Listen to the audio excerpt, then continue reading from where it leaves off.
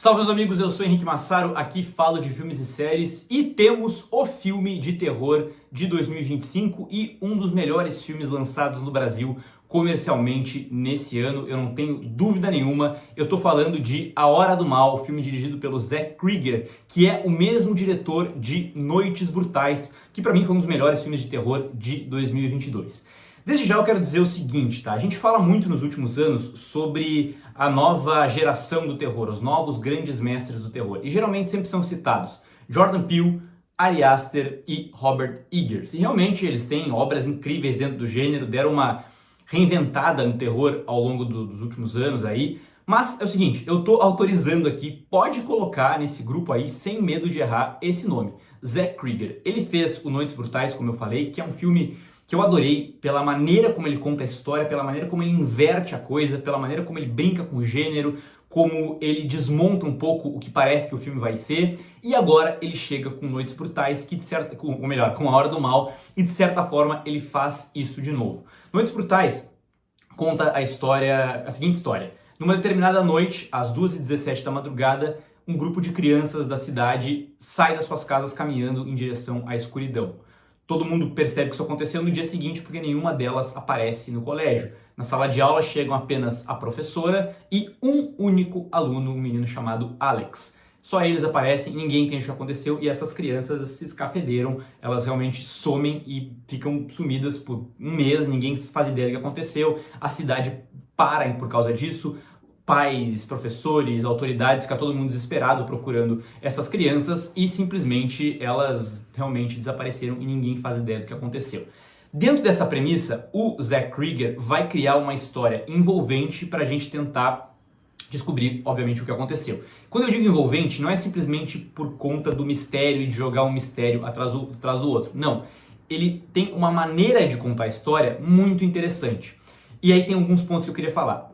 Qual que é a maneira que ele escolhe para contar essa história? Ele vai dividindo como se fossem capítulos. Cada capítulo, cada pedaço do filme tem um nome e esse é o nome de um dos personagens que estão de alguma forma envolvidos nessa história, que foram impactados por esse mistério como um todo. Então a gente vai ter primeiro a professora, depois o pai de um aluno, depois algum determinado aluno, e a gente vai vendo essa história sendo contada. Isso por si só já é uma maneira que ele faz que torna a coisa realmente envolvente, porque a gente vai em cada capítulo desse tentando juntar os pedaços. Só que aí tem o mais interessante de tudo. Ele faz isso de uma forma, ao longo das pouquinho mais de 2 horas de filme, que dá muito a sensação de não saber para onde esse filme está indo. Dá muito a sensação de que a história está fugindo um pouco. E aí, talvez, a gente pode pensar assim, putz, talvez ele não sabe o que vai...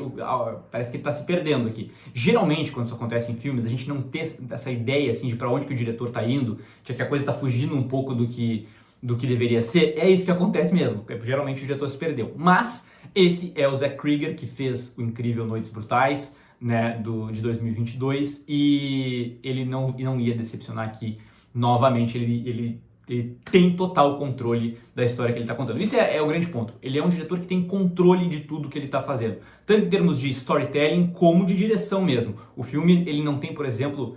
ele é um filme de terror, né? Mas que ele não decai. Ele diversas vezes dá pra ver assim, situações em que, putz, aqui vai vir um jumpscare.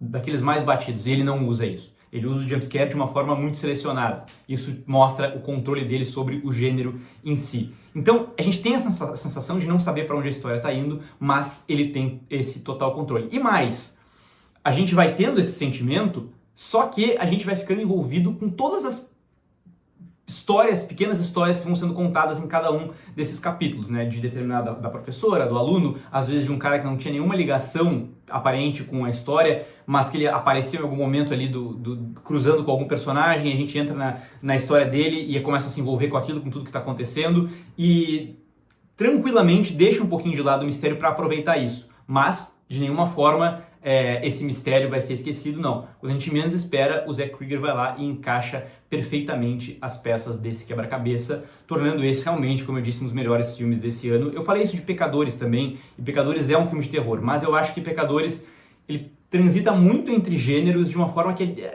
não cravo tanto ele no terror assim, apesar de ser também um filme de terror. Aqui, e é curioso isso, A Hora do Mal, ele é um filme de terror, mas ele também transita ele tá mais fixado no terror, mas ele em diversos momentos tem pitadas de outros gêneros, assim, principalmente comédia. A gente vai ver em alguns momentos cenas que vão ser engraçadas, que é uma coisa que esse terror dos últimos anos vem fazendo muito bem, por sinal.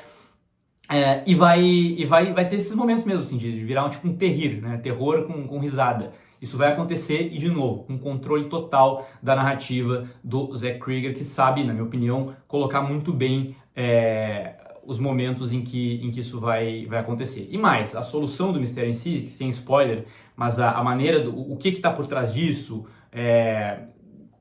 por que isso aconteceu, eu acho que ela é muito bem explicada com uma posição dele muito estabelecida dentro dessa... Porra, esqueci a palavra. Dentro desse universo lúdico, realmente, que ele vai criar com elementos muito próprios do terror e que precisam ser bem trabalhados para funcionarem bem, e aqui é o que acontece. Eu adorei esse filme e fecho ele com a minha nota lá no Letterboxd de 4,5 estrelas. Como eu disse, um dos melhores filmes do ano. Me sigam lá caso ainda não me sigam e se inscrevam aqui no canal caso ainda não sejam inscritos. É isso que eu tinha para dizer hoje. Até o próximo vídeo e tchau!